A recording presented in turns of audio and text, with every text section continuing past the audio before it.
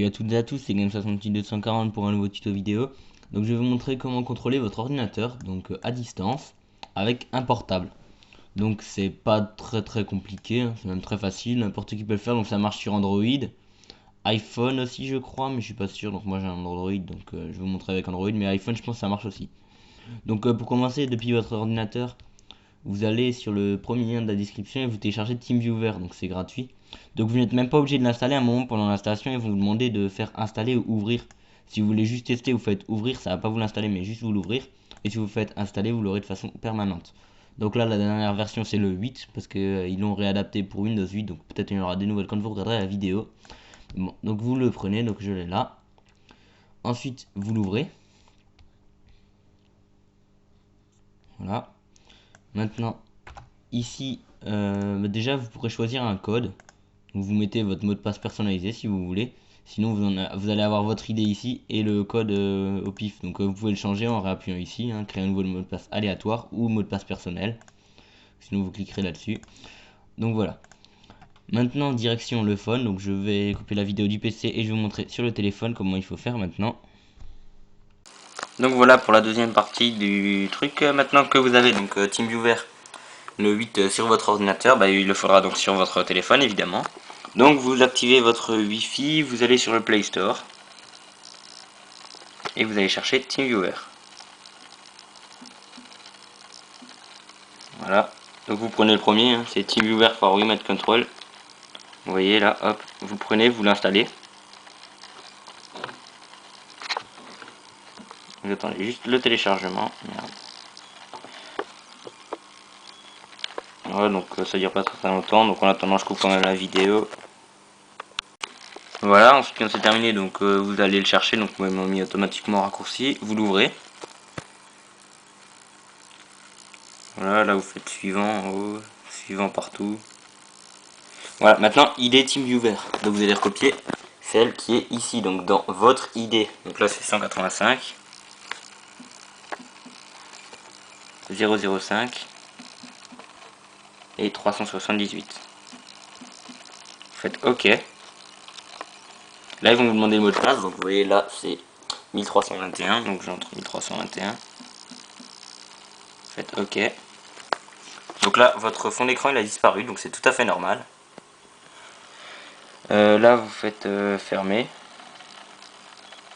Voilà, maintenant vous avez votre ordinateur sur le téléphone, donc vous pouvez bouger la souris en bougeant n'importe où. Vous voyez sur l'écran du téléphone elle bouge et là aussi. Donc je ne touche absolument pas à la souris, vous voyez elle est même éteinte. Donc hop. Ensuite vous pouvez tout faire. Si vous voulez aussi il y a des paramètres. Donc vous pouvez masquer l'arrière-plan pour augmenter la vitesse. Donc si vous décochez la case, il y aura quand même l'arrière-plan ici et sur le phone. Mais sur le phone ça va ramer un petit peu parce que si vous mettez la qualité à fond, c'est normal. Donc là je vais quand même faire masquer pour que ça aille un peu plus vite. Vous pouvez modifier la résolution. Donc c'est pas la résolution, enfin si. Ouais, ça dépend de... C'est la résolution en fait, c'est pas du phone mais c'est celle de l'ordinateur. Donc si vous réduisez ici, ça va vous réduire l'ordinateur. Ensuite vous avez aussi affiché le pointeur distant, donc si vous le voulez. Comme ça vous affiche les deux pointeurs, donc un ici. Et si l'autre il bouge encore, donc là je vais vite fait allumer la souris. Et vous voyez ici qu'il y a le deuxième qui bouge avec la souris. Donc là je vais masquer parce que ça sert pas à grand chose. Le journal d'événements on s'en fiche.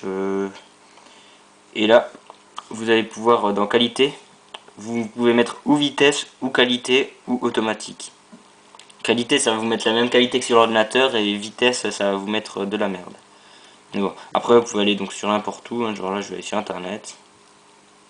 Donc il y a le double clic qui marche, il faut cliquer 2 fois c'est tout. Clic droit, vous touchez avec les deux doigts. Pour descendre dans une page web, vous prenez vos deux doigts et vous descendez en même temps, vous remontez en même temps. Donc voilà, vous avez n'importe quel site, vous pouvez même lancer des téléchargements, vous pouvez mettre des virus dessus, bon. Ça c'est pas très intelligent. Donc voilà, hop. Bon par contre, vous pouvez pas lancer des jeux, hein, parce que ça c'est logique qu'un phone ne va pas faire tourner par exemple Call of. Voilà, hop, vous pouvez aller par exemple sur ma chaîne. D'accord, alors hop, pour descendre, vous voyez ici, si je prends les deux doigts, ça descend de l'autre côté. Et sur la page aussi. Voilà. Donc c'est aussi un petit avantage, par exemple, si vous êtes en connexion 3G ou 4G, que vous voulez aller sur internet ou sur Facebook par exemple, déjà c'est plus rapide que la 3G.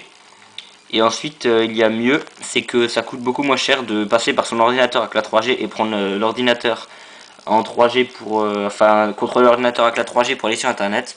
Comme ça c'est l'internet de l'ordinateur qui est utilisé et pas celle du téléphone. Donc celle de l'ordi c'est largement cher que la 3G ou la 4G. Donc voilà. Après bah, vous pouvez aussi modifier la taille, zoomant, dézoomant. Voilà. Et puis bah c'est tout en fait.